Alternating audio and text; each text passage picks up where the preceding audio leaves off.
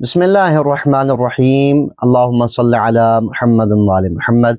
آج آپ کے لیے ایک ایسا عمل بتانے والے ہیں کہ اگر کوئی شخص شدید مشکلات اور پریشانیوں کا شکار ہو تو نبی کریم صلی اللہ علیہ وآلہ وسلم کی خدمت میں ایک شخص آیا اور آ کے عرض کرنے لگا، یا رسول اللہ شدید پریشانی ہے، مشکلات کا شکار ہوں، کوئی ایسی دعا، کوئی ایسا عمل تعلیم دیجئے جس کے ذریعے سے فوری طور پہ میری پریشانی حل ہو جائے۔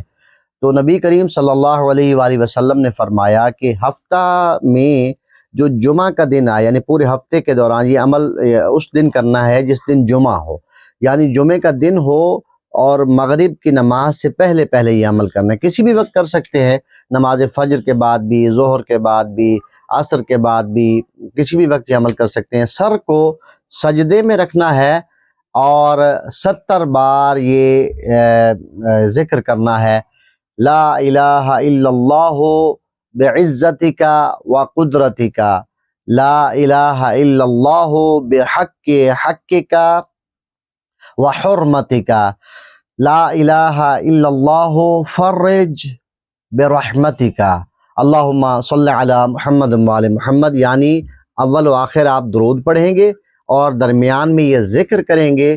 70 بار اس ذکر کو حالت سجدہ میں کرنا ہے۔